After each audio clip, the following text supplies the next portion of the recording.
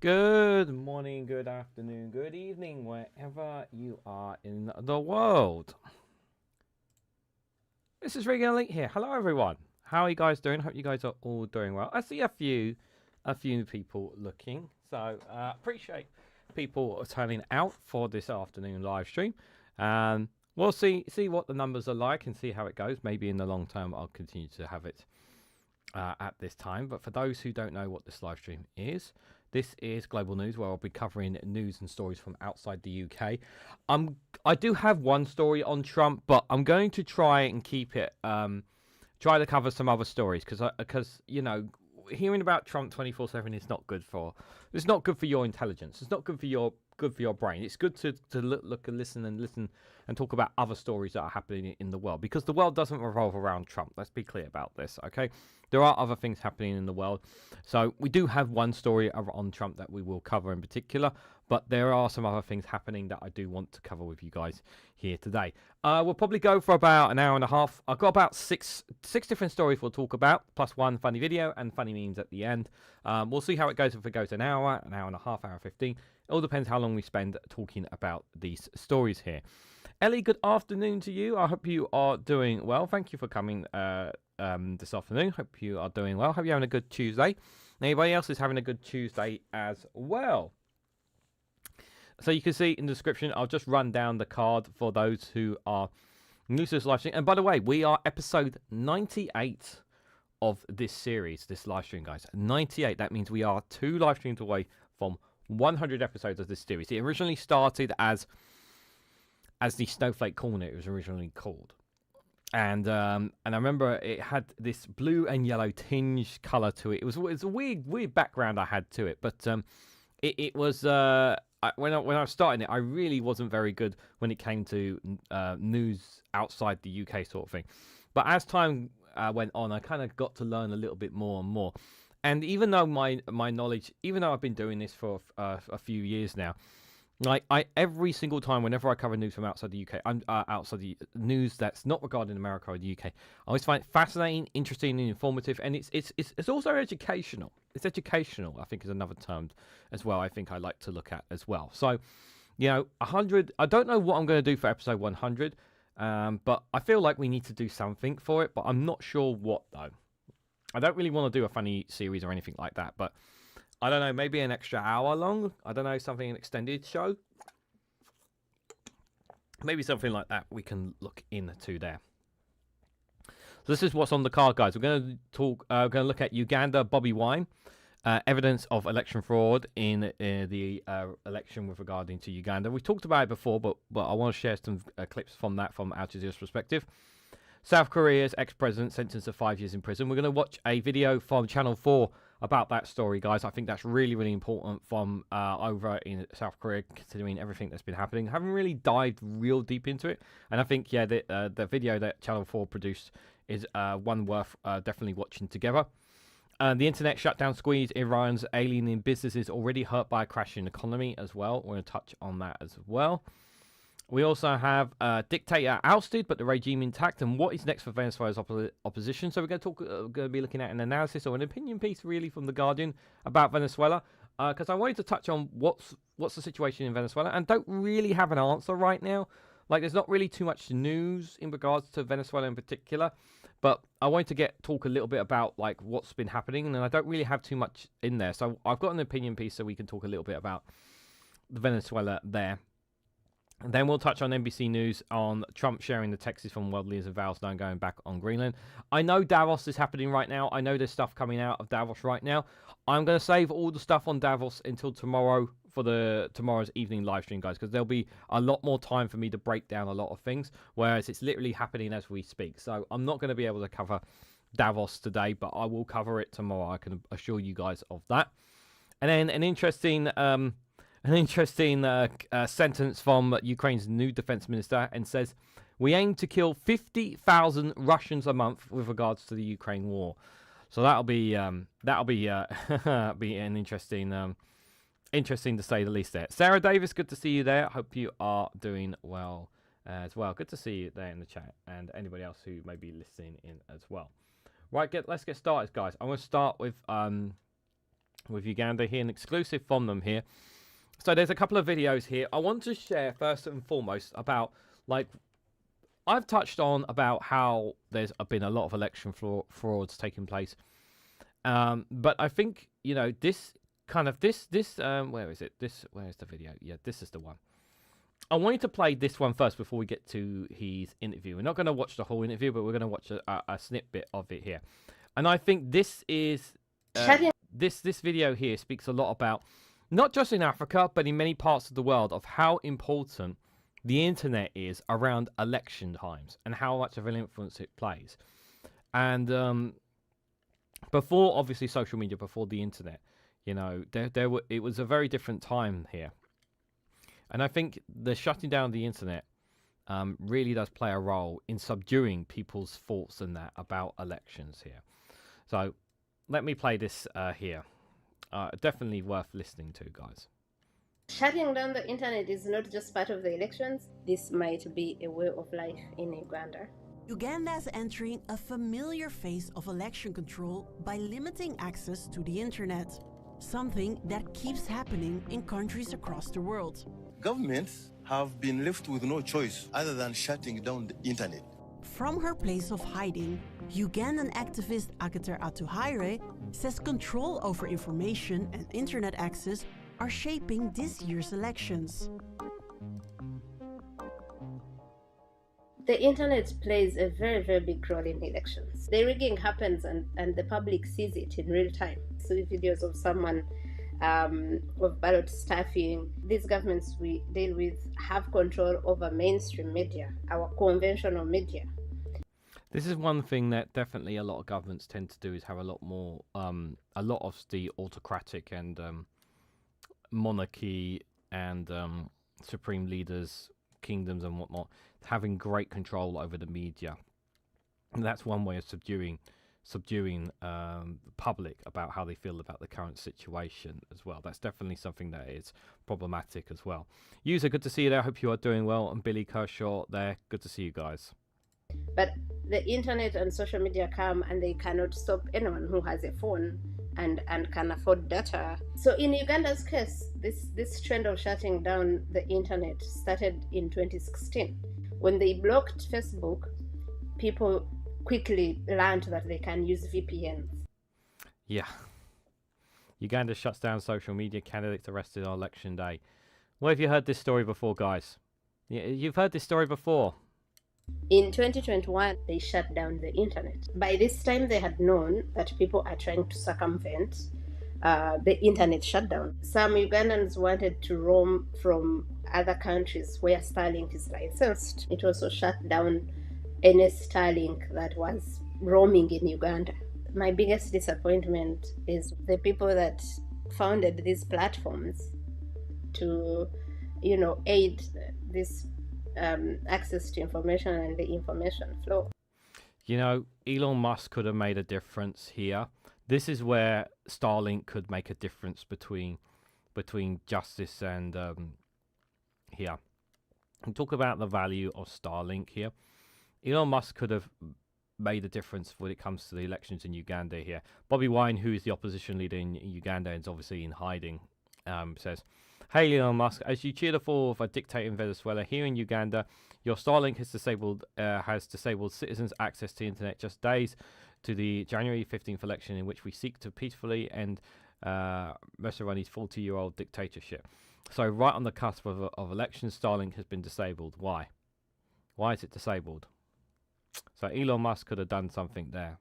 If communications can be switched off, it means that elections are just a tool now to legitimize illegitimate leaders. So in Tanzania, internet was shut down. The shutdowns have happened in DRC, Sudan, and Ethiopia. The authorities will want to shut down any possible means of communication internally and outside the country because it makes it difficult to monitor and document human rights violations. I just started being treated as an enemy of the state just because I am sharing information. I have been targeted with threats, with surveillance. From Amnesty International to the African Commission on Human and People's Rights to the UN, all have the same concerns. The election campaigns have once again been marked by widespread arbitrary arrests, detentions, and the use of unnecessary or disproportionate force against the opposition. The moment you hear opposition forces being arrested, straight away, the election is rigged. Straight away. Because there's no democracy.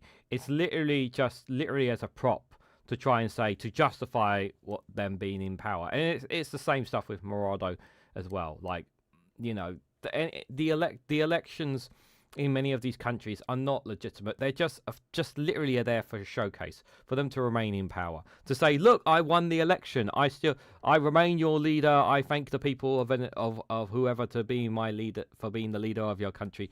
You have nothing but trust and faith in me. And it's just all bollocks.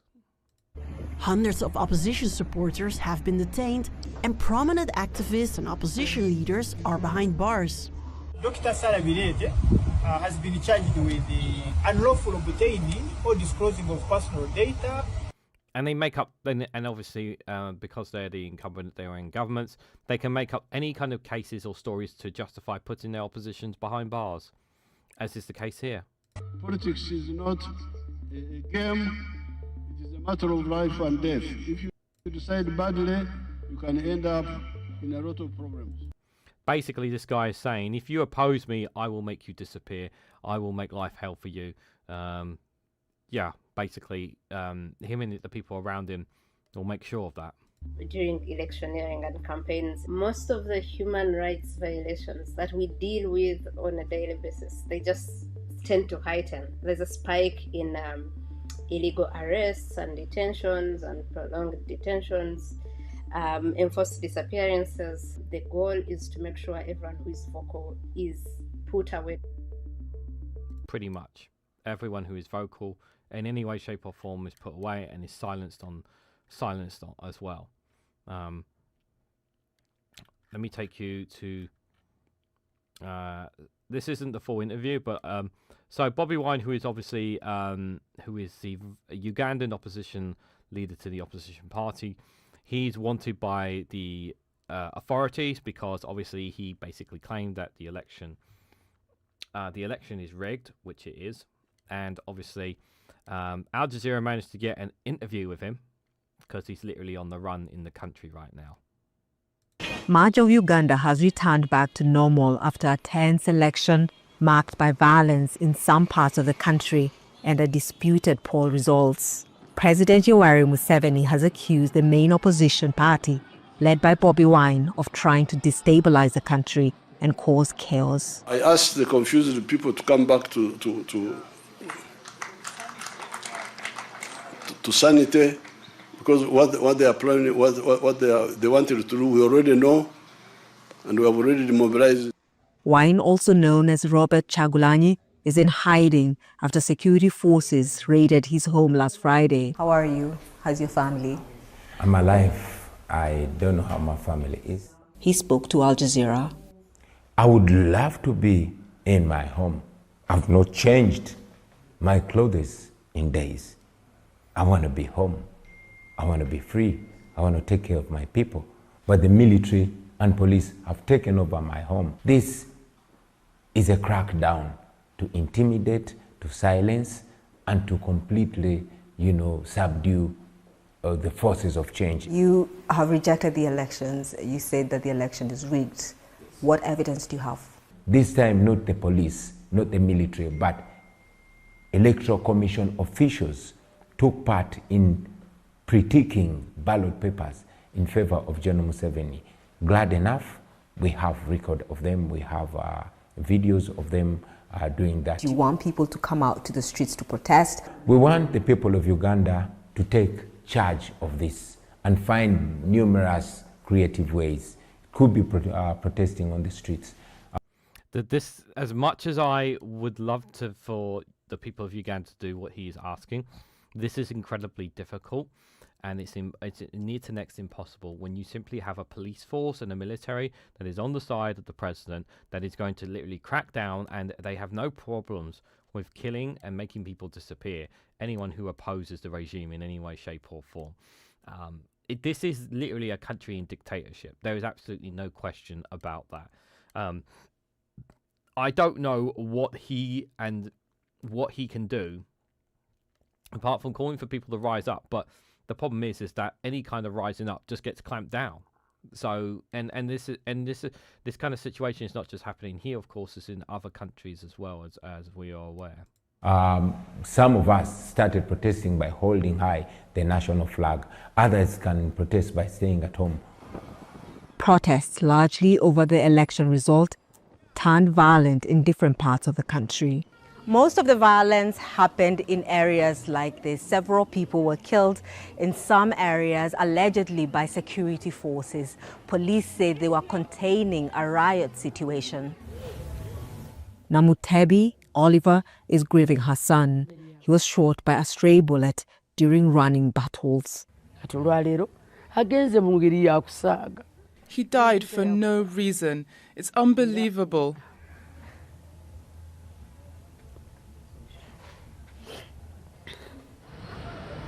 It's still unclear how many people died in this election, but what's clear is that many Ugandans remain fearful for their future. Catherine Soy, Al Jazeera. Yeah, that is the unfortunate truth. People are living in fear, in intimidation, and that's the situation that unfortunately is happening in a lot of nations when it comes to elections. You know, it's now just kind of, for a lot of countries, it's just there in order to make it look like they are the rightful rulers, and it's a real shame, because I've always talked about wanting these countries to be able to make and dictate their own futures, and they don't get to. And if you try to rise up, you end up disappearing, or you end up being in exile because of the people remaining in power. And you've had, I think it's this leader or the Cameroon leader, both been in power for so long, longer than I've been born, and it's just insane. It's just absolutely insane. It's the same people always in power, and the people don't get to can't really do anything about it. I mean, even if people rose up, they still get shot down. It's a very depressing thing to read and to watch and acknowledge that this is happening. But it's also a reality of reminding ourselves the situations that these countries are in.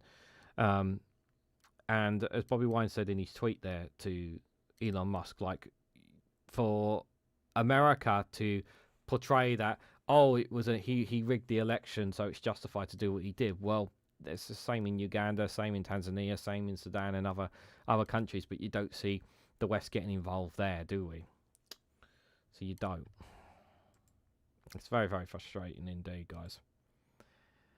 Well, one bit of democracy that was saved was in South Korea, guys. So the former president of South Korea, Yoon, is finally facing. I mean, he's at the moment he is appealing the decision, but his sentence has come in, and it looks like he's going to be sentenced up to. Hold on, did I screw up the screening? Yeah. Oh, I screwed up the screening. Sorry about this, guys. I thought I had the screening right, but I need to adjust the screen for you guys. But he's been sentenced to 5 years in prison here. So I'm not going to play the full clip, but I wanted to share Channel 4's viewpoint and give my thoughts on it, because I remember when it happened last year, and it was just an extraordinary, insane moment in politics, especially from that part of the world. You know, there's always a lot of the politics from countries in Asia are considered like they're very calm, they're much more sensible, tolerant, disciplined. I think is a good word to describe politics there. But you know what happened here in South Korea is absolutely insane. What happened, but it looks like justice is finally going to come for the ex-president here. Hours in December 2024, South Korea's then president tried to seize control from parliament, declaring martial law. But the politicians beat the soldiers to the floor of the National Assembly, some literally facing down the guns, others barricading the door. It was such I remember that footage of the let me just go back to. I remember seeing that footage of that woman getting right into the face here, and you can see like the military obviously having to, like, they don't want to shoot people, like, I'm sure the military were just as confused as the public about all this when martial law was decried here. Because at the end of the day, they're just following orders, you know, and it was just such a chaotic moment for the entire country. Others barricading the doors before voting down the declaration. A short time later, Yoon Suk-yeol withdrew his extraordinary measure and was on his way to impeachment, arrest and prosecution. Today, the former president arriving at court in Seoul for sentencing in just one of multiple trials. Former President Yoon Suk-yeol has been sentenced to 5 years in prison for obstructing. This trial centering on accusations he'd bypassed cabinet members, destroyed evidence and evaded arrest. Today's guilty verdict is a decision that overly simplifies the boundary between the president's exercise of constitutional authority and criminal liability. If this reasoning stands, no future president will be able to make decisions in times of crisis, and acts of governance will always be at risk of being retroactively recast as crimes. Today's such a stark contrast to what's happening in the United States, with regards to rules of laws and boundaries here. A massive contrast when you think about the chaos that's taking place in America right now, the chaos that's in Europe right now with a lot of countries here.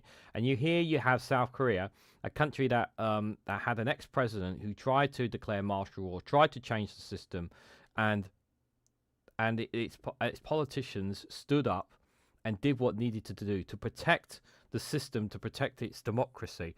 Is it a perfect democracy? Of course not. No, no democracy is perfect. You will never have a perfect country with everything perfect here. But they have systems and safeguards in place, and people who put the value of that before anything else. And these are the results. If you actually have the right people in the right places. Sentencing relates in large part to Yoon's extraordinary efforts to resist being taken into custody for weeks after his impeachment. His own security staff eventually outmatched by thousands of police in January last year. Yeah, he would not budge. He was in his massive security compound, and he had so much security that police could not apprehend him because he was covered by so many. And obviously, from the South Korea's perspective, obviously they didn't want to start a gun war. But it was just getting to a point where it's like, something had to give, and eventually the president had to give up, because for the security and these security staff, they didn't want to get into a gunfight, and calm heads prevailed, because in another country you would have had a gunfight here. Yoon's public reasoning for declaring martial law was that North Korean elements had infiltrated South Korea's opposition. He has no evidence to support. He had no evidence whatsoever to support this absolutely insane excuse. There was no whatsoever. I remember at the time there was literally no evidence whatsoever to suggest this. This was about him trying to seize power, and it backfired so badly for him as well. For his opponents, it was simply an attempt to usurp South Korea's hard-won democracy, to bypass a national assembly that was thwarting his budget, as well as a corruption investigation that implicated his wife. His actions, threatening to take the country back to the days of pre-1987 authoritarianism, brought hundreds of thousands to the streets in protest. There were also conservative counter-protests, both strands of opinion voiced in Seoul today. Overall, when I look at President Yoon's actions, I honestly think that for me the sentence was a bit too lenient.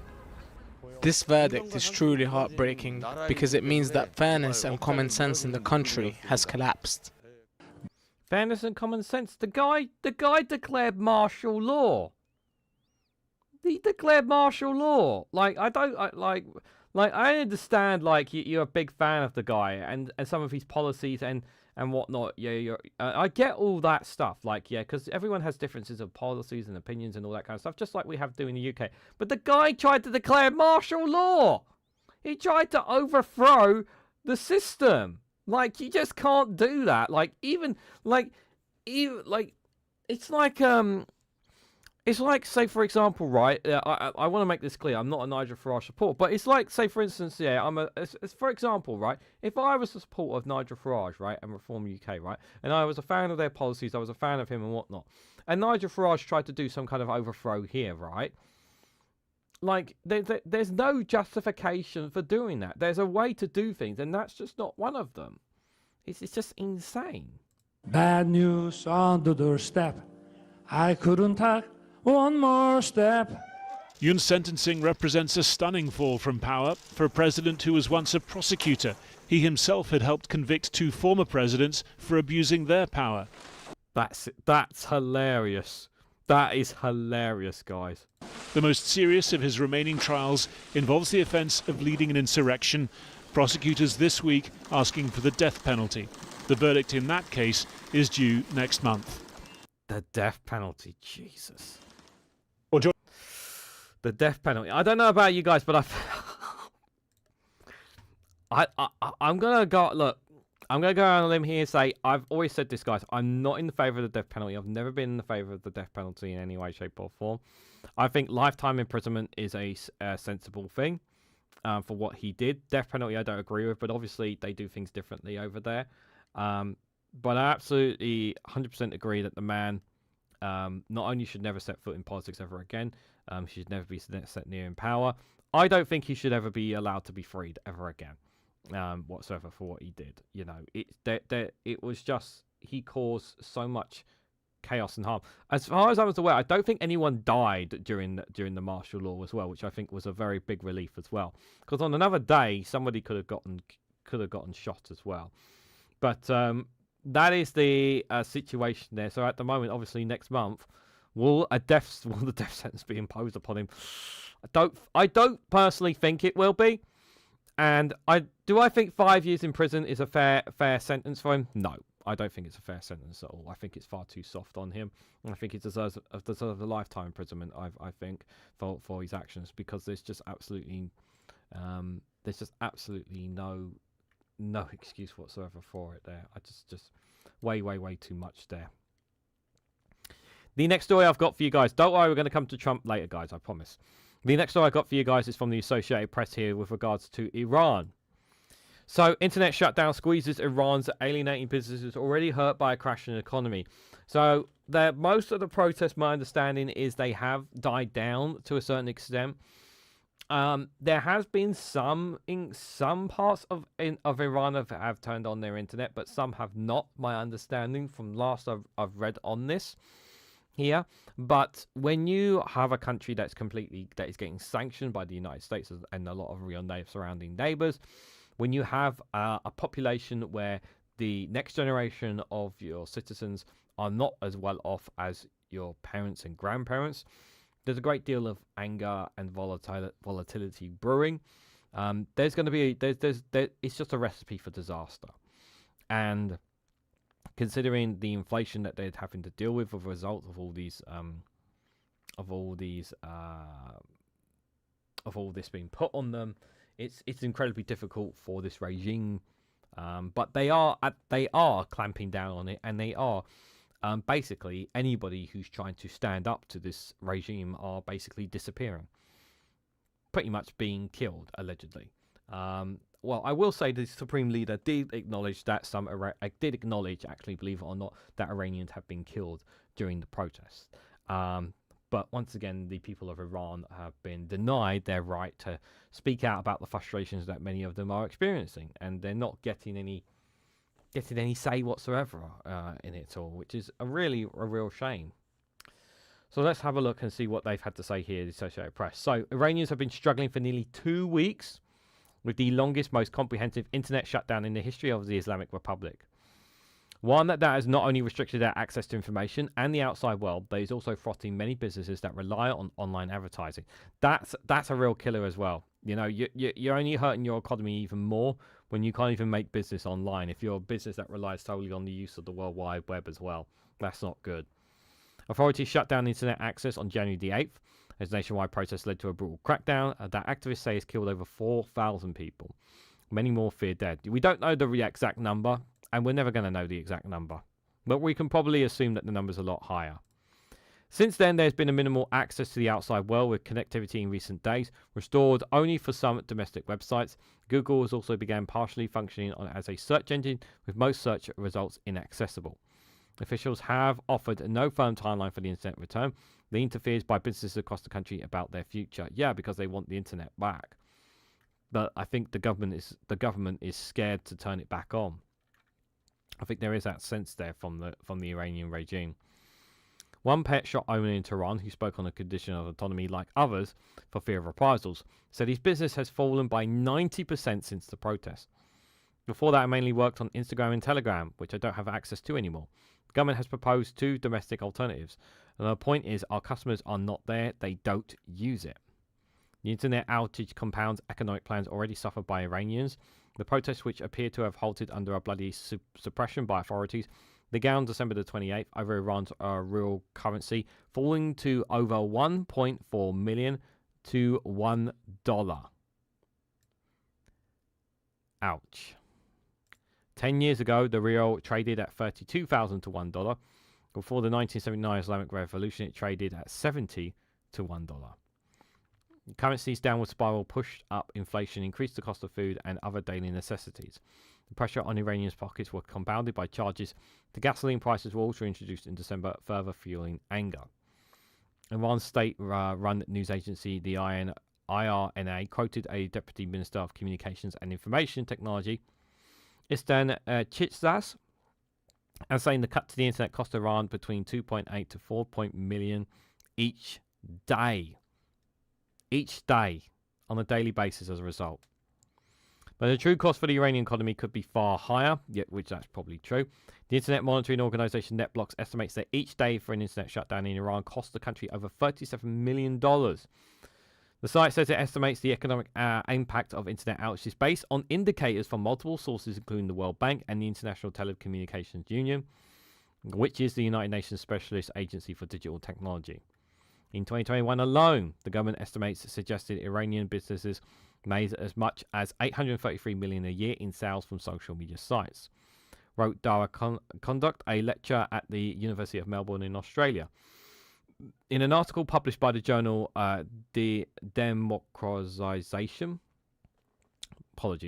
in June, she cited a separate estimate suggesting internet disruptions around the 2022 Muscat Amalai protest cost the Iranian economy $1.6 billion. $1.6 billion, that's quite an estimate. The 2022 internet disruptions, far-reaching and blanket economic consequences, risk further heightening tensions in Iran and spurred the mobilization of new anti-regime cohorts onto the streets at a time when the regime is already facing one of the most serious existential threats of its lifetime, Kudak wrote. I wonder how many of these so-called protests and angers and frustrations are going to actually start turning into rebel groups or factions to take up arms against the government. When is it ever gonna get to that point in Iran? And that could come at a significant cost for them. With more than 500 people reportedly killed during that crackdown and over 22,000 were detained. Meanwhile, prosecutors are also began targeting some businesses in the crackdown. The Judiciary Mizan news agency reported on Tuesday, that's today, that prosecutors in Tehran filed paperwork to seize the assets of 60 cafes it alleged had a role in the protests. It also announced plans to seek the assets of athletes, cinema figures, and others as well. Some cafes in Tehran and Shiraz have been shut down by authorities, other reports say. So, basically, places where they would use the internet, they use the cafes for the internet, obviously, to set up organizations and whatnot. And they basically become areas of where they could use to organize the protests and whatnot in order to avoid themselves trying to be caught out. And those basically cafes have been shut down as a result. The financial damage is also has some people openly discussing the internet blackout. In the comments section of a story on the internet blackout carried by the semi-official Fars news agency, believed to be close to the country's paramilitary revolutionary guard, one reader wrote, "For heaven's sake, please do not let this internet cut become a regular thing. We need the net. Our business life is vanishing. Our businesses are being destroyed." Another commentator questioned why the internet remained blocked after days of no reports of street protests. It's not just the internet blackout that is hurting businesses. The violent crackdown on the protests and the wave of reported 26,000 arrests that followed also has dampening the mood of consumers. In Iran's capital, many shops and restaurants are open, but many look empty as customers focus primarily on groceries and little else. Those who pass by our shops don't show any appetite for shopping, the owner of an upscale tailor shop in Tehran. We are just paying our regular expenses, electricity and staff, but in return, we don't have anything. Obviously, it's very hard to gauge exactly what's happening, but I do take this story with a little bit of a pinch of salt, because bearing in mind it is coming from the Associated Press, and like I said before, when talking about Iran, especially from the American media, it is very much they would like to see a benefit of a regime change in Iran to the benefit for the United States. You know, that is something that they definitely want, allegedly. So they are obviously painting this picture here. I would say some of it is probably credible from this piece here, that life is very, very difficult for Iranians, and that many can't really speak out too much publicly in anger, a backlash at this government because of fears of the reprisals that they could get. I think there's definitely some truth into that. As for what happens next to the country, I don't know. I don't think it's that simple. I'm worried that the country is going to have its internet shut off for a long period, which means lots of businesses are going to go out. Lots of people going to end up on the streets. People are going to may turn violent again. Be difficult for them to do so, to organize and do so while there's an internet blackout, but some people may do. But once again, like we talked about Uganda and some of the other African countries, this is another country where, again, the next generation of people are being denied a proper future, despite the fact that they pay their fair share of wages, work hard, try to make a living for themselves, and they find themselves, worse off. And it's very frustrating for them. It really, I can't stress that enough. It's a real shame indeed, guys. So, guys, we've got about nearly 40 minutes here. We're going to take a short break before we go to... we've got a couple more stories here, guys. I want to share with you guys a funny video here. Hopefully, let me just... Before I press play on it, it definitely is on the right feed. Yes. Yeah, so I've got a funny video for you guys here in the interval here from Foil Arms and Hogs. This is one I haven't played yet. It's about gift cards, guys. And what does really happen to gift cards? That's the real question, guys. Well, let's find out what really happens to gift cards here. Here it is from Foil and Arms. And probably some of you may relate to this when it comes to the use of gift cards. Oh, brilliant. What is it? It's from my auntie. It's a €100 book token. I'll give you 70 quid for it. But it's worth €100. But you're going to forget to use it, so it's effectively worth nothing. 70 is a generous offer, Chris. I am not going to forget to use it. 65, final offer. Why is it going down? Because I'm in the dominant negotiating position. Well, you're not, because it's worth €100 and I'm not going to forget to use it. Last year I got you a sports massage voucher. You used that? Not yet. Well, I got you a teeth whitening voucher, and you definitely haven't used that. 5 years ago, we pulled together to get you a romantic overnight stay for two in Glenavy Manor. And I'm actually really looking forward to using that. Well, it's too late. It's expired. No. We used it. You used it? Last year. Yeah. And they didn't have a singles option available, so we had to do the couples massage together. Yeah, I mean, it was awkward, but it was like included in the voucher. I don't want to hear about it. But just face it, Chris, you're not organised enough for vouchers. That's actually not true. Oh yeah, where are your car keys? Easy. In one of three places. A bag, a coat. They're in the sink. Thanks. I'll give you €55. No, actually, I won't take that. Because you know what I'm going to do? I'm going to take this voucher and I'm going to put it in a special drawer. For vouchers. For all the vouchers where they can feel at home. And they can feel cared about. And most importantly, they will not be forgotten. Oh, yes, look what I found. Found my book token. No way. Ha! I didn't lose it and I didn't forget about it. And it doesn't expire for another 3 months. I'll give you €5 for it. I'll take it. Doomda. We have two... I remember actually, this is why I discourage people from buying me gift cards, just because I feel like because gift cards kind of force you, if you get gifted a gift card, it kind of forces you to go somewhere or do something that you may not be always inclined to do. And the gift card is a good way of when people give gifts and whatnot. It's a good get out of jail free card when it's like, oh, you got to buy a gift for somebody and you don't know what to get them. I'll just get them a gift card. That's the solution. Just get them a gift card. There we go. That'll be it. Job done. So they're covered there at least. So that's normally what it is, to be fair there, guys. Just a quick reminder, guys, to hit that like button and share it across social media. Subscribe if you haven't to already here. We're going to come to Trump in a bit. I know some people are pretty eager for that, but we will come to it. But it's really important to share what else is going on in the world here as well. So the next piece I've got for you guys is more of an opinion piece here. From Venezuela here, from The Guardian. So the headline is: a dictator has been ousted, but the regime is intact, and what's next for Venezuela's opposition? So the US kidnapped Nicolas Maduro, but frozen out by Trump, anti-government activists are unsure how to proceed. So a member of a militia group known as Colidio takes part in a march calling for the release of Venezuela's President Nicolas Maduro in Caracas this month here. So what is next for Venezuela? Now they've lost their leader, but its regime is still there. They just don't have Nicolas Maduro there, who has been in power for a very long time. And right now we have Rodriguez, who was the vice president, who is now the acting president at the moment. We don't know if elections are actually going to be happening this year. We don't know if it's just a case of it's going to be keep calm and carry on from this regime. We honestly don't know. It's been a few weeks now since it's happened, and the US hasn't exactly been very clear about what it's been doing, apart from them wanting to take more oil out of South America. That's the one thing we definitely know that they want. They want the oil, and allegedly they want other resources from the country as well. But apart from that, what about the actual ruling government? Is it just a case of just carrying on but be subdued to America? Is that literally the situation that we are in now when it comes to Venezuela here? And so while there are people in Venezuela who are happy that Nicolas Maduro are gone,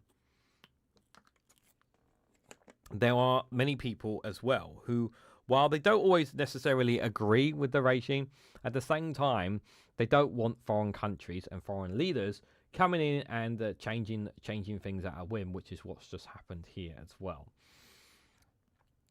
So, as the harsh reality sets in that Venezuela's authoritarian regime remains essentially unchanged, even without Nicolas Maduro, activists who have spent years fighting for the country's return to democracy are unsure about what the next steps should be. They agree that the country should very soon either hold new elections or install the retired diplomat Elmardo Gonzalez, widely believed to have won the 2024 election. But neither option appears to be on the White House's agenda at the moment. After kidnapping, not capturing, Maduro and taking control of Venezuela's oil, Trump could have chosen to install Gonzalez, whose victory the opposition has demonstrated through collective tally sheets, but instead decided to leave the former dictator's entire cabinet in charge of the country, claiming it would now operate under the White House oversight. And the main reason why they've done this, I think it's fair to say here, the main reason why they have done this is, of course, they struck a deal with the regime, and they were able to and it's really important to stress this, they were able to capture Maduro quite comfortably, because the people around Maduro had turned on him, and the CIA, the White House obviously cut a deal, and that's how they were able to get him in the first place there. Pete's Music, good to see you there. Hope you are doing well, and everybody else looking in the chat. Most people are just listening in, to be fair, on there, so appreciate people listening in here. Aliena on Twitch there. Hello, just FYI, you're tagged quiet. Yeah, Twitch chat is normally quiet. It's YouTube is where there's a bit more activity there. But hello there. Hope you are doing well. And everyone's saying hello to everyone. Anyways, let's continue, guys. So, yet despite US assertions that the acting president, Degri Rodriguez, has so far been playing along, repressions continue. So armed militias continue to patrol the streets and search people's mobile phones. A group of teenagers was detained for allegedly celebrating Maduro's capture and only released a week later. And despite the regime's promise of a mass release of political prisoners, nearly 1,000 people remain behind bars for having dared to criticize or protest against the regime. So there was that talk that perhaps political prisoners would be released and that maybe there could be potentially proper elections, but that has not happened. And remember, I've said this before and I've said this again. America doesn't care about democracy in Venezuela. What they care about is control of its resources. And they couldn't give two hoots yet who's in charge. However, it's much more easier if you can control the current regime without having to go in there guns blazing and change over the entire regime. And I think I'm just, this is pure speculation what I'm saying here. I generally think that if they had allowed the left-leaning candidate or a left-leaning government to take over and push the regime out, you would have actually a bit of anarchy. And the main reason for that anarchy is because of Venezuela does have a strong military. They do have a military there. And there's a lot of military generals. And obviously they need to be appeased. And obviously if you try and go against them, which the opposition aren't, obviously the opposition not pretty much on the same page as the military, shall we say. Because the military wants control to a certain extent in power too. You would probably have problems there. So it makes logical sense, yeah, to keep the same regime because they also keeping the military happy as well, because the military want to have certain sections of control still in all of this as well. The socialist and activist Rafael, I can't say that surname, I apologize. The co-director of the NGO Laboratório de Paz described the current movement as just as the latest irrigation of the movement launched by Morado's mentor, Hugo Chavez, with a government led by Rodriguez, her influential brother and congressional president George, and other figures such as the feared interior minister Diosdado Cabello. Venezuela is now seeking a Chavezio 3.0, he said. So far, state terrorism remains in place. I still have doubts about the route towards a democratic transition. So far, the signals are very weak, he added. Yeah, I do agree with that assumption. Like many other activists, he was forced to leave Venezuela to avoid arrest or death. Between 2016 and 2019 alone, police and other security forces killed more than 19,000 people under Morado, according to a Human Rights Watch. Yeah, 19,000 people. But, you know, the US obviously at this point found it was important to step in. But where was Donald Trump when this was happening under his watch? Oh, that's right, he wasn't anywhere to be seen. The work of civil society organizations inside the country have been further undermined since the approval of the so-called anti-NGO law after the 2024 elections, which require organizations to be authorized by the government to operate. Only a handful of groups continue to work directly there. Most of them focus on humanitarian issues, such as supporting the families of political prisoners. He's among those who argue that under the Constitution, a new election should be called, with debate over whether it should happen within 3 to 6 months. He fears that Rodriguez's siblings' plans is to remain in power until the 2013 elections, when some economic recovery driven by the reopening of relations with the US would give them a chance of winning. And that's that could actually benefit them if they, because it's at the end of the day, it's up to them, it's up to the US whether they want to run elections or not, and that they can actually, the current regime can actually paint the picture that with Morado gone, we have been able to increase our economy, make lives better for people. They'll paint this picture of sanctions are being lifted, we're being able to open up now, and all this kind of stuff is what they will try to paint to people. Excuse me. Trump has even said that the US must first rebuild Venezuela, and that Venezuelans wouldn't even know how to have an election right now. A pro-democracy camp has pointed out that Venezuela's opposition was able to mount an effective and victorious campaign during the last election in 2024, even if that vote was stolen by the regime. Quote, elections should not be at the end of the transition, but at its beginning. However, that there was an issue to resolve among organizations because some believe that calling new elections would undermine significance of the result of 2024. Yeah, but the 2024 election, pretty much most of us are in agreement that it was stolen. The swearing-in of Gonzalez has also been demanded by the main opposition leader and Nobel Prize winner Marina Corina Machado, who chose Gonzalez to run in her place after the regime barred her.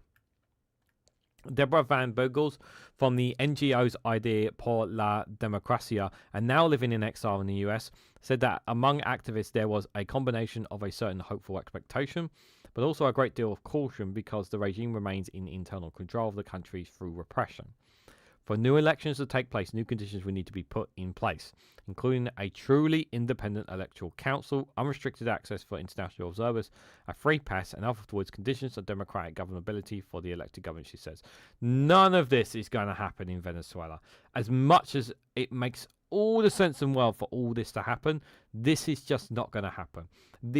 Not only will the current regime will not want this to happen, again, I point to the military in Venezuela and the military generals who would not want a left-leaning government coming in, changing things up, and especially pushing the military aside to a certain extent to subdue the power from them and trying to give it back to the people again. So no. As much as I want this to be in place, because I believe if this was to happen, the people of Venezuela would have far more say about their future as a country rather than what other people are doing. But I just don't see it happening, guys. Another exiled activist, Grelicia Corlilia, director of the Global Observatory for Communications and Democracy, stressed that there was not a single public institution that is not dominated by Chavismo, and said that the long-awaited democratic transition would unfortunately not be swift, given that democracy has been dismantled for more than 20 years. The struggle is not new, but if Venezuelans have learned anything, it is that we know how to manage hope, she said. We are people who refuse to live under dictatorships, are people who carry a democracy reserve in our minds and aspirations, and that has not disappeared. Look, I honestly like to think this, but it doesn't look like there's going to be any kind of change whatsoever, and it seems like it's at the moment it appears to be keep calm and carry on kind of thing, and people obviously who are speaking out or in celebration or whatever of what happened is obviously being disappeared, and I don't think it's right for that to happen. There was Venezuelan protesters, obviously, when it happened, that people against what happened. There was obviously some people in favour of it, but those who did speak out in favour of it in the country disappeared. Of what happened to Nicolas Morado here. Do I believe there's going to be a proper elections? No. I think what I generally think is going to happen, I think the US, this Trump administration are going to quietly and just say, look, as long as you give us all the resources we want from you, we don't care what happens next. And that's essentially what's going to happen. And they're going to say to them, make sure you guys stay in power so that we can continue to take you guys for as much resources as possible. And maybe we'll start lifting sanctions if you start saying nice things about us. Possibly. Because it's also important to point out the sanctions have not been lifted on Venezuela. There's still the same sanctions that were applied onto them before Morado was kidnapped, is still in place. They're still facing sanctions. They're not lifted the sanctions whatsoever, guys. So that's also another problem as well. So when that's ending, I don't know, guys. I don't know. One thing that's not going away, unfortunately, is Donald fucking Trump. So Donald Trump has shared texts from leaders and vows he's not going back on Greenland. The president shared a private message from France's Emmanuel Macron, part of a flurry of activity, as he adds fuel to the clash with Europe over his Arctic territory. And that wasn't the only text he shared, by the way, guys. I wanted to share this clip here from NBC News before we dive into this. Trump really, you cannot send this guy any text messages with the possibility that it could be shared publicly by Donald Trump now. Overnight, tensions ramping up over Greenland after President Trump attended college football's national championship game in Miami with his family. The president saying he'll tell European leaders America aims to take over the territory, which is currently controlled by Denmark. Capture. It's not takeover, it's capture. We have to have it. They have to have this done. The president later posting an image of him planting a flag on the Arctic island. But Europe's been pushing back, with more Danish troops arriving in Greenland. We see this as unnecessary and irresponsible. And the office of French President Emmanuel Macron confirming he sent a text message to Trump, which the president also posted. Macron writing that the two are aligned on issues like Syria and Iran, but, quote, I do not understand what you are doing on Greenland. The president has framed his long-standing interest on the territory of 57,000 people around defense. If we don't have it, we have a big hole. Which is absolute bollocks, and we've said this here, and I'm sure you guys know this because we've said this enough times already. It's absolute bollocks. This is not about defense. This is all about resources. This is about the United States of America taking Greenland for its resources. This is not about defense in any way, shape, or form. Russia is not interested in acquiring Greenland. China is not interested in acquiring Greenland. They have not made any attempts or any sways whatsoever to capture Greenland. And literally today, and you'll probably hear it from Max's live stream tonight or in a video from him, literally today, the Russian Foreign Minister, Sergei Lavrov, agreed with President Donald Trump that the United States should acquire Greenland and its resources. So you literally have the Russian Foreign Minister agreeing with the President of the United States that, yes, America should take Greenland as well. But, you know, I'm sure, yeah.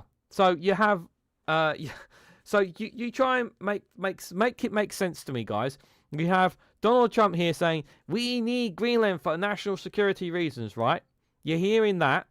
And then you're also hearing the Russian Foreign Minister saying, Sergei Lavrov saying, yes, I think it'd be in the best interest of America acquiring Greenland. Like, put that square peg into the round hole for me. Like, I can't.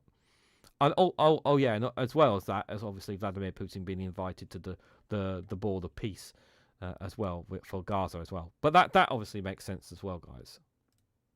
National security, saying it's a gateway to threats from Russia and China, which Denmark and others deny. Greenland is also rich in resources, including rare earth minerals that are used in electronics and high-tech manufacturing, including the AI boom.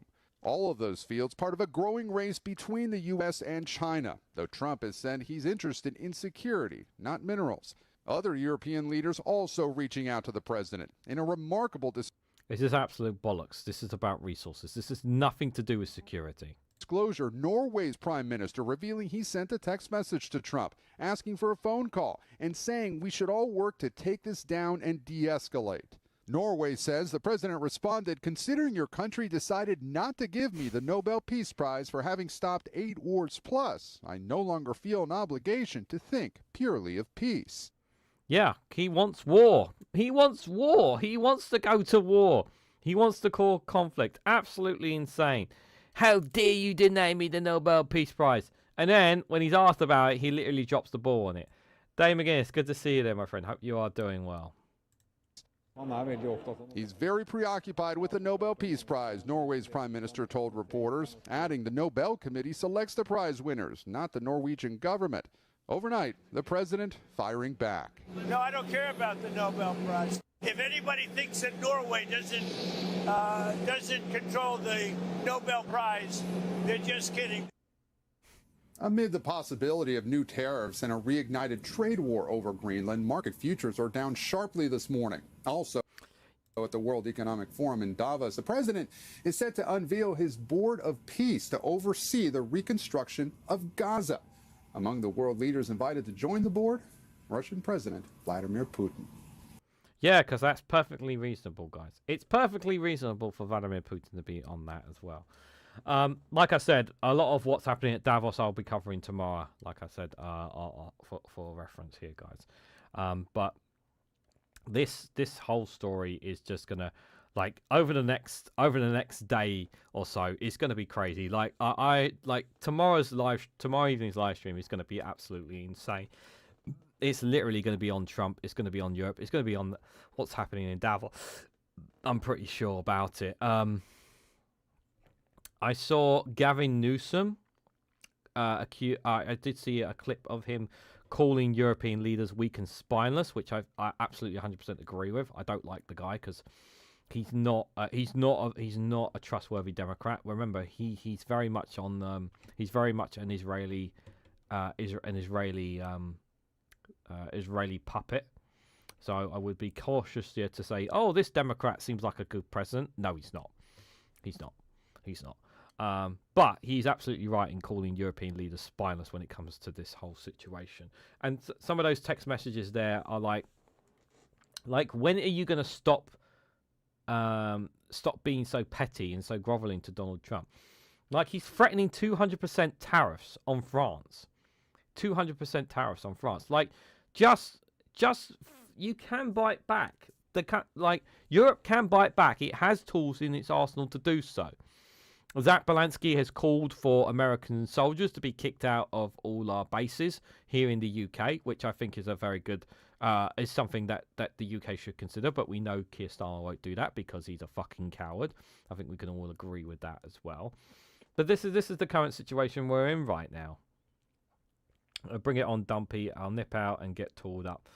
Yep. I don't. Yeah. I like. If you tried to do a truck race, if Dave McGuinness and Donald Trump tried to do a truck race, not only would Donald Trump not even be able, not only, the first thing is Donald Trump wouldn't be able to get in the truck because he would need assistance to do so. Secondly, he wouldn't be able, he wouldn't know what buttons to press.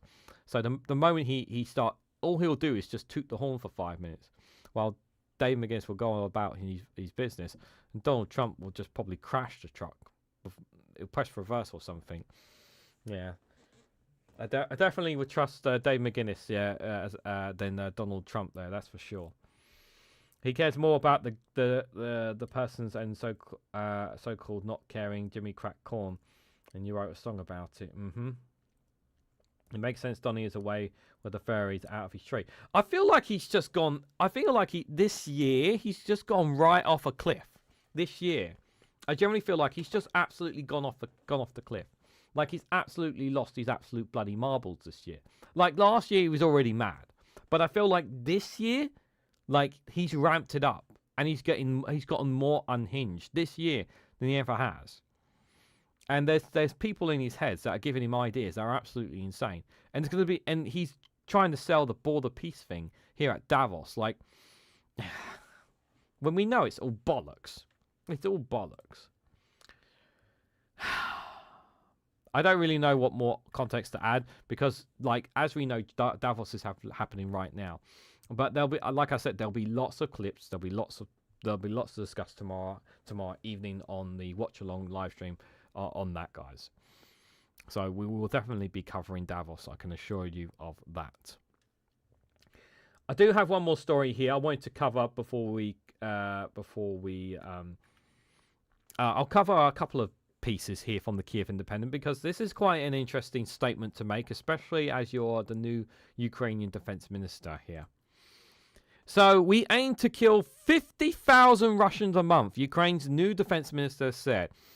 50,000, that's quite a lot of Russians. And I will say, look, I obviously don't advocate whatsoever for the killing of anybody, Russians, Ukrainians, anybody whatsoever. And in this war, it's absolutely horrific because every single day this war continues. Ukrainian civilians, continue to suffer, continue to die needlessly from the missiles and drone bombardments that they do on a near daily basis.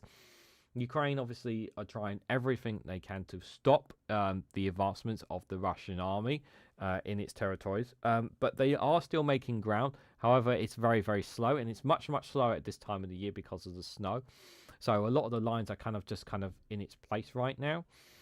But there is some pushing from Russians there, but it is pretty tangible. But so many lives are thrown away by Russia, by this president. It's really, really a terrible thing. You can only hope he's been told he's on a limited time for this world. I don't wish death upon anyone because I'm just that kind of person when it comes to him. But I know some people really, really want that to happen, Sarah. And I totally understand why people feel that way. I'm not going to say that, but I will just say this. If something happens to him, it may be a benefit to the world, but it also could plunge the world also into further chaos. So two wrongs don't make a right, I think is fair to say. But I don't think he has a lot. I don't know how long the guy's got. But we know he had a stroke last year. That is for certain. If he was to have another stroke, if it is possible for him to have another stroke, I definitely think that would be problematic here. Dave McGuinness says, I think the Yanks should deport Trump to Scotland. Will keep him right. I don't think even. If I'm going to be honest, I don't think he's not wanted anywhere. And I think the last place you want him is in Scotland. Yeah, do you really want to subject like, even if you're holding Donald Trump in prison in Scotland, do you really want to subject your people, the prison officers and whatnot, to put up with the crap that comes out of his mouth to clean up after this guy? Nah, I wouldn't want to subject the Scottish people to trying to look after this man in any way, shape or form. I don't think it's fair on the Scottish people. That's just my personal opinion there. So let's read more into this, guys. So, Ukraine aims to kill 50,000 Russians per month, the country's new defense minister, Mikhailo Fedorov, has said during a meeting with the media. Laying out his plans in his new role, Fedorov said he had two priorities, the first of which is management. Management must be built around those capable of achieving defined goals. If people don't demonstrate measurable results, they can't remain in the system, he said. The second strategic object is to kill 50,000 Russians per month, he said. He said last month, 35,000 were killed. They killed 35,000, allegedly. All those losses are verified on video. So that's the ones they verified on video. If we reach 50,000, we will see what happens to the enemy. They view people as a resource, and shortages are already evident. Moscow and Kiev rarely officially report on their own losses. Ukraine estimates that Russia's overall casualties during the full-scale war have surpassed 1.2 million. Yeah, Ukraine used to report daily the number of Russian soldiers that have died. They don't always share it, and normally when they do, the Kiev Independent puts it out on a daily basis every morning here. I never see the numbers from Moscow of how many Ukrainian soldiers have died. I don't have a number on that. If someone wants to have a look and see what the estimated number of Ukrainians that have died, I would be greatly appreciated. But I generally believe over 1. I do think this is quite accurate because of the kind of tactics that Russia does. Over 1.2 million. I think that's more like more likely here. But I'm generally curious how many Ukrainians have lost their lives in this. Despite the heavy losses, Russia has been able to make marginal advances in Ukraine's frontline region and is able to offset its casualties through fresh contract soldiers. The Ukrainian open source mapping project Deep State reported the Russian forces occupy 4,336 square kilometers, that's 1,674 square miles of Ukrainian territory in 2025, accounting for less than 1% of the country. In turn, Kiev has faced increasingly serious manpower shortages, particularly among infantry units holding the front line. This is one thing that Ukraine have definitely struggled as is body counts. And obviously one of the things that Ukraine are desperate to do is try not to send too many youngsters to this war, because obviously they need to have youngsters for the future if this war ever ends, for a future for them. So there's a lot. It would be ideal if there were fit and able Ukrainian people or soldiers or people who are fit and able to take up arms for the country, to return to the country, because obviously a lot of people fled, understandably so. But like, there are reports that Ukraine are being quite harsh in some of its areas with regards to rounding up certain Ukrainians and forcing them into the front lines and whatnot. And there is a struggle with morale because this war has been going on for so long. And I just want to make this I'm talking about this from an outside perspective here.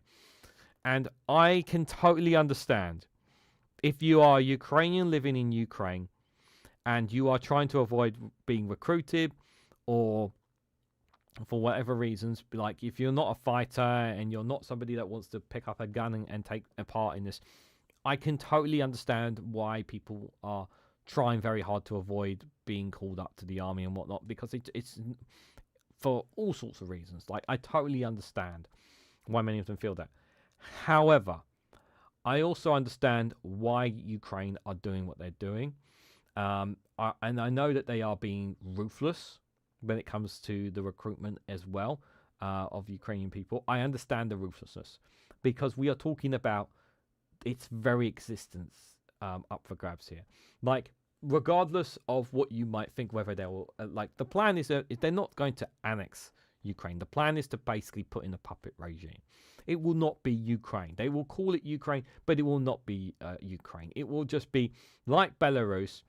It's literally a puppet of the Russian arm. It's literally like Belarus is literally Russia, but it's literally just controlled by Russia. That's literally what it is, and that's exactly what's going to happen to Ukraine. He will cease to be a proper a nation where its people have votes, voices, their rights, and all that kind of stuff will be taken from them. The situation here, we're talking about the country as a whole here. Its country, its existence is under threat. So I understand why Zelensky and its government goes to extraordinary lengths to get Ukrainians on board, even if they don't want to. So I understand that. Do I think it's harsh? Yes, but I also understand why. You know, they need every single able body that they can possibly get to help them in this war, because they just don't have the numbers in comparison to Russia. And it's not just Russian soldiers, as we know. We know that North Korean soldiers are taking part in this. There's allegedly some Chinese mercenaries taking part in this, allegedly as well. So I don't know about if any Iranians are taking part on behalf of Russia as well. But we know that Russia have lost so much manpower that they are relying on North Korean soldiers to help bulk up their side of it there. Could Ukraine spare a few troops for Greenland, says Billy Kershaw? Short answer, no. No, they should not. Ukraine should not spare... I'm going to be absolutely brutally honest. Ukraine should not spare a single soldier anywhere other part of the world. Like, even when it comes to mercenary work and whatnot, they should... I've heard rumors that Ukraine has some mercenary work and whatnot going on in parts of Africa to combat Russia. In my honest opinion, every single able body, with the exception of some, depending on ages, should be in Ukraine defending the homeland. I really do. Not a single Ukrainian should be taking part in protecting Greenland. You know, their country is under threat. It's much bigger priority to them. Respectfully, with the difference of what's happening with Greenland. So in turn, Kiev is facing increasing serious manpower shortages, yet we said that already. In a rare report, Federal said that on January the 14th that 2 million Ukrainians are wanted for invading mobilization. So you got 2 million. Yeah, see this is right here. 2 million potential Ukrainian soldiers here for mobilization. This is a problem. Another 200,000 soldiers are absent without official leave. That's AWOL, as infantry units continue to struggle to refill the heavy losses. Yeah, and again, this is why I understand why Ukraine are acting the way they are. Don't think it's right, but I also understand it. As of January the 17th, Ukrainian's general staff estimates that Russia has lost 1.2 million troops in Ukraine since the start of the war, which including those injured, killed, and missing. These numbers are largely in line with estimates made by Western intelligence agencies. The Ukrainian parliament on January 14th appointed Fedorov as defense minister. He had previously served as Deputy Prime Minister and Digital Transformation Minister before replacing Shamel.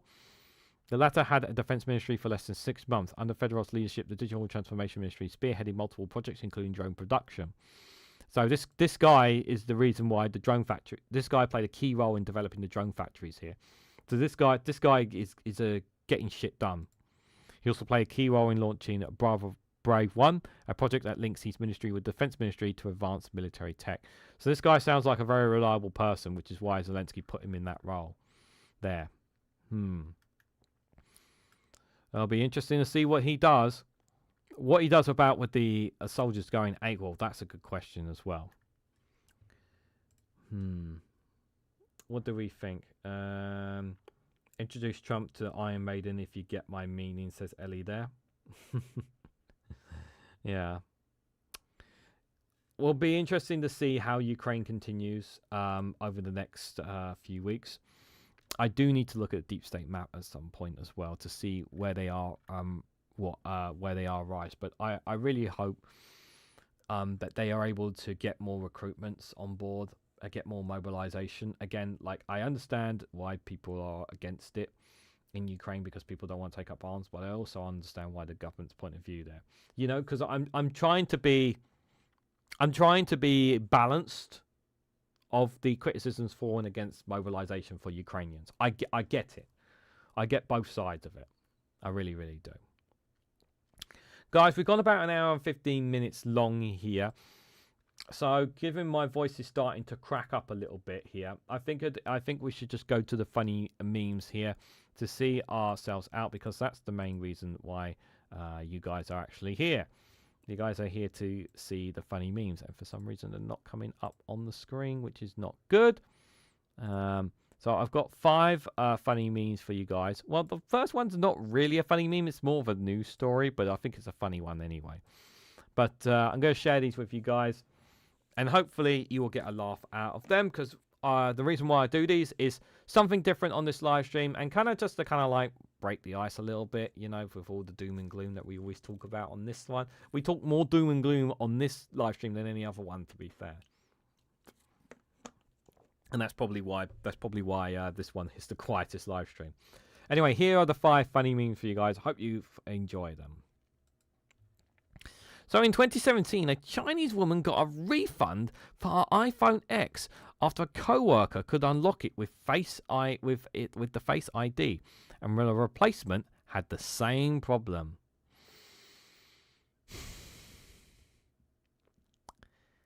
Just a suggestion that maybe you shouldn't share your phone with your co-worker. Just a suggestion there. But that's just me. I'm sick of this life. I better go grab some beers. Yep. So sick of this life. Just grab some beers, guys. That'll solve everything. Yeah. He made the right call, guys. He made the right call.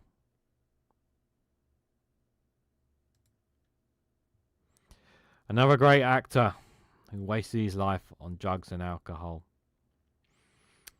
Oh, R2-D2, why did you turn yourself into a bin? And now he no longer does any noises. He just takes crap. Takes crap from everyone now. On a daily basis, he takes crap from everyone in the park. How the mighty have fallen.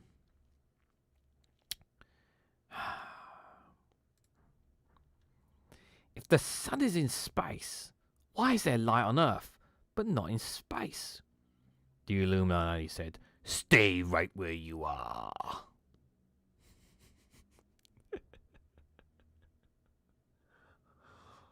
Look, guys, we got another potential candidate. Get him!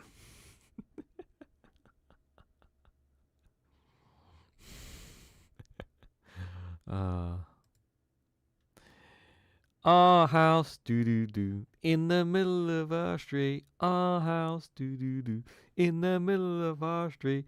Our house, do-do-do, in the middle of our street. I had to do it, guys.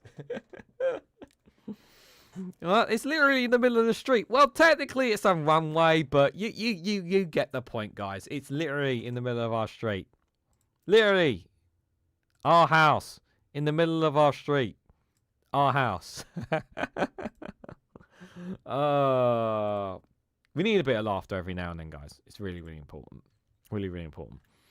I've got beer. You've got beer. You're going to be just fine, David. You're going to be just fine. He's a has-been, says Sarah. Oh, has-been. Oh, indeed. Guys, I will say massive thank you to everyone who came along today. Thank you guys for all your comments. I appreciate people coming out for this live stream here. So I'm amazed we got around about between 7 on average to 12 average viewers. So not too bad numbers. I would say it's been better than the 6 o'clock live stream. But we're going to do it at 4 o'clock again next week. So we'll see. We'll see how it goes for the next couple of weeks here. But I really do appreciate people coming out for this live stream. I generally mean this. I hope you found some of the stories that I cover for you guys interesting, informative, maybe even a bit educational for you guys, because I do think, you know, there are other stories going on in the world. It's not always about bloody Trump and America. There are other things happening, and I wanted to cover them for you guys. And I hope, yeah, that you guys took something away from it, because I really do hope so. Rosemary, good to see you there. Thanks for popping in right at the end. I much appreciate it.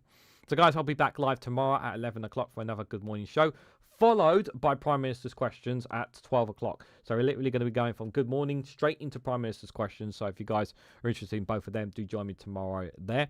But enjoy the rest of your Tuesday, whatever you guys have got planned. But before I go, if you can for me, please hit that like button, share this across social media, subscribe if you haven't too already. Do check out Rumble and Patreon as well. There's free content on those platforms. And if you want to support me in the financial manner while I'm currently demonetized, you can buy me a coffee. The link is literally pinned on the top of the comment section there. It's also linked in the description as well if you want to do that as well. So thank you again all so much for watching, and I hope to catch you all very, very soon.